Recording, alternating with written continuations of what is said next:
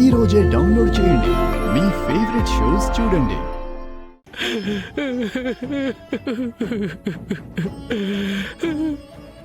వాడిలాంటి వాడికి బతికే అర్హత లేదు, అందుకే చంపేశాను.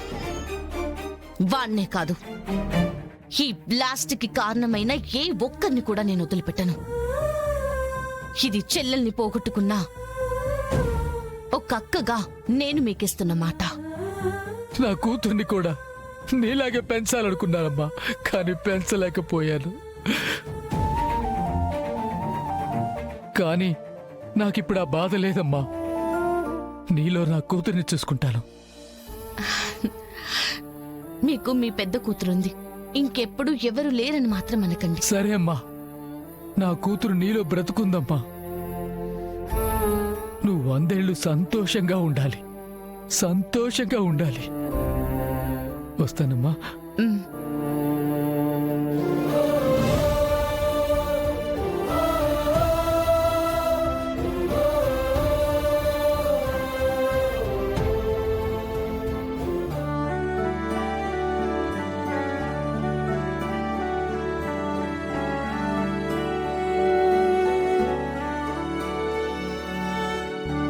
నిషిక వదినా, ఏమైంది?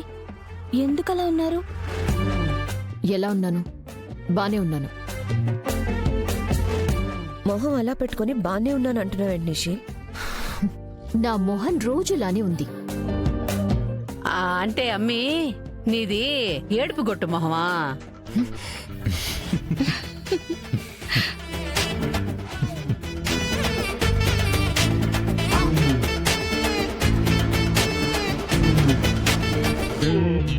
ఏంటి తమాషాగా ఉందా?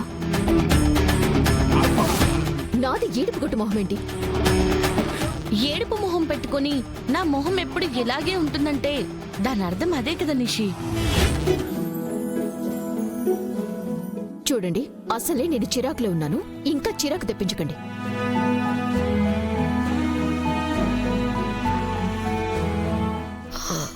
బాబాయ్, న్యూస్ చూసారా? బాంబు బ్లాస్ట్ కి కారణమైన రౌడీని జేడీ షూట్ చేసింది. చూశానమ్మా, కేడీని కాపాడడానికి చేసిందంట కదా. అవును బాబాయ్, ఏదైతేనేంటి మంచి పని చేసింది. వాడి వల్ల ప్రాణాలు పోగొట్టుకున్న వాళ్ళందరికీ ఈ రకంగా అయినా న్యాయం జరిగింది. ఇంట్లో నాకు జరుగుతున్న అన్యాయాన్ని పట్టించుకునే దిక్కు లేదు, కానీ ఊళ్ళో అందరి న్యాయాల గురించి కావాలి వీడికి. ఏదో అంటున్నావు నిషే? ఏం లేదు వదినా, జేడి వాళ్ళు మంచి పని చేశారు అంటుంది.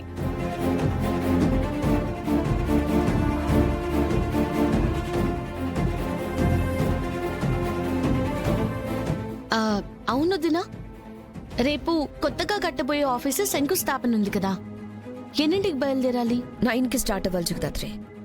ఏ ఏమైనా పనుందా? మేడం గారు ఊరు మీద పడి బలాదూర్లు తిరగాలి కదా. అమ్మి జగదాత్రి, మీకు వేరే పనుంటే మానుకొని రావాల్సిన అవసరం లేదులే అమ్మి. మేం పోయి వస్తాము. అయినా ఇదేమన్నా ఫ్యామిలీ ఫంక్షనా? కుటుంబ సమేతంగా పోవడానికి ఇన్వెస్టర్స్ వచ్చే భూమి పూజ, దానికి వీళ్ళంతా ఎందుకు? ఆప్తారా? రావాలా వద్దా అన్నది వాళ్ళ నిర్ణయం. మీరెందుకు వాళ్ళని రావద్దన్నట్టు మాట్లాడుతున్నారు? అన్నట్టు ఏం లేదు వదినా, రావద్దనే చెప్తున్నాం. అక్కడికి వచ్చే హక్కు కేదార్, జగదాత్రి, శ్రీవల్లికి కూడా ఉంది. శ్రీవల్లికి కూడా ఉంది. కాదనే అధికారం మీకు లేదు. అయినా అక్కడికి ఈ ఇంట్లో వాళ్ళు ఎవరైనా రాకూడదు అంటే అది వీడు చేసిన పనికి అక్కడెవరైనా వీడిని గుర్తుపడితే మాఫియాతో సంబంధాలున్న బిజినెస్ అని మనకే నష్టం జరుగుతుంది. బో, ఏంది నువ్వు మాట్లాడుతా ఉండేది? నీ కొడుకు గురించి నువ్వే అట్టా మాట్లాడితే ఇంకా నలుగురు ఏమంటారు?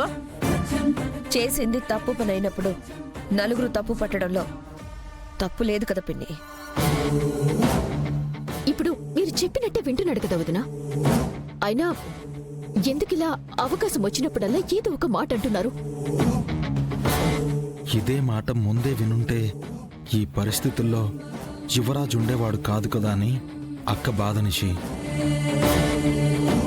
చేసిన చిన్న తప్పుకి యువరాజ్ని క్రిమినల్లా చూడకండి. మంట అని తెలిసి కూడా పట్టుకున్న వాడిని మూర్ఖుడు అంటారు. ప్రమాదమని తెలిసి వాళ్ళతో చేతులు కలిపి వాళ్ళతో పని చేసే వాళ్ళని క్రిమినల్స్ అనే అంటారు. ఇల్లీగల్ పనులు చేసే వాళ్ళని క్రిమినల్స్ అంటారు, అంతేకాని బిజినెస్ మ్యాన్ అనరు. రెండిటికీ ఉన్న తేడా అర్థమైతే ఈ ఇంట్లో ఇంకెవరూ తప్పు చేయరు. సర్లేండి, విషయము యాడుకోపోతా ఉండది. బిర్రున తినేసి పడుకోండి, మళ్ళీ పొద్దున్నే లేయాలి కదా.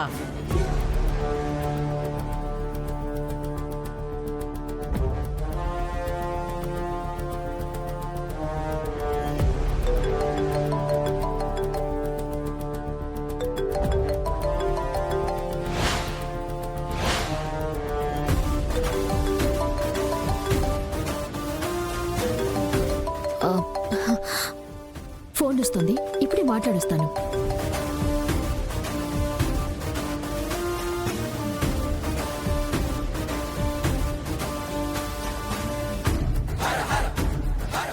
నిషి ఏం చేస్తుంది? ఎందుకు ఫోన్ వస్తే పక్కకు వెళ్ళిపోతుంది? ఎవరితోనో మాట్లాడుతుంది, కంగారు పడుతుంది.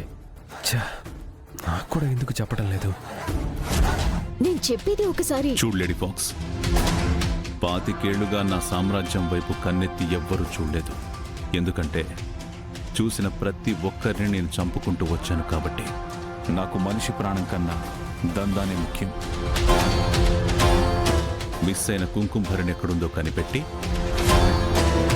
ఆ మిగిలిన డైమండ్స్ నేను చెప్పిన చోటికి వెళ్ళకపోతే నేను నిన్ను వెతుక్కుంటూ రావాల్సి ఉంటుంది. వద్దు వద్దు, నేను ఏదో ఒకటి చేస్తాను. దాన్ని ఎలాగైనా కనిపెట్టి పని పూర్తి చేస్తాను. చెయ్యాలి, నీకు వేరే ఆప్షన్ లేదు. వాటి విలువ 30 కోట్లు. ప్రతి రూపాయి నీ నుంచే వసూలు చేస్తా.